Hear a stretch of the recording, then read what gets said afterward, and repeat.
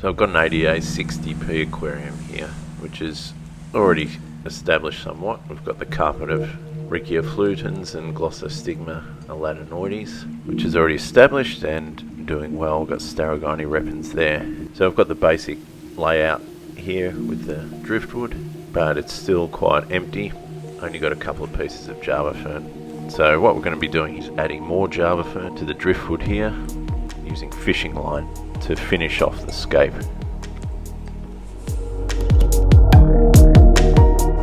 Going to be using two types of Java Fern. First is this crested Java Fern. It has pointy ends on the leaves. It's also known as Microzorum Windelov. And we're also going to be using a regular version of Java Fern or Microzorum. This is the first piece of driftwood I'm going to attach the Java Fern to. So let's get that out.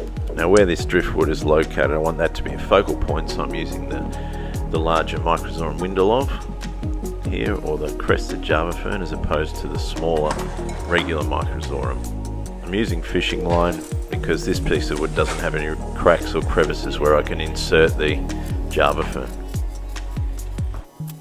So when you're tying this plant, it's a good idea not to wrap the fishing wire around the whole plant so that the leaves are all crushed onto the wood.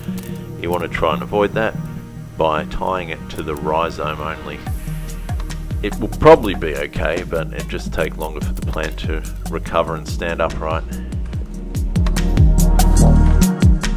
Taking the next piece of driftwood out.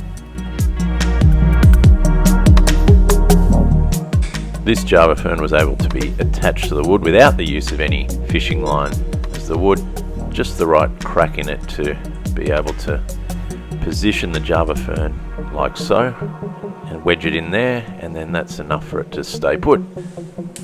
And again, I'm going to use Java Fern Windelov here because again this piece of wood's going to be at the top of the aquascape. It's going to be a focal point.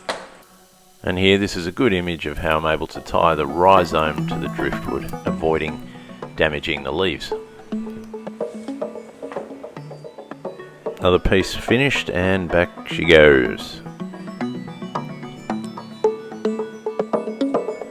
So the final piece of wood that I'm going to be attaching to the Java Fern to is going to have this smaller Java Fern variety. So it's going to be a bit harder to attach them using the fishing line, specifically to tie the rhizome to the wood.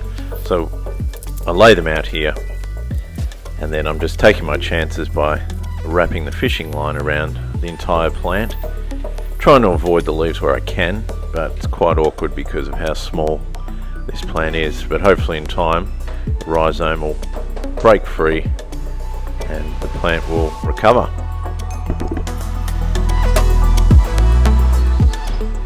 All the Java Fern's been attached to the wood, and the wood's been repositioned back into the aquascape. Now we just got to wait for it to grow. Because I'm using CO2, we should see some results pretty soon, and the Java Fern will fully attach itself to the driftwood.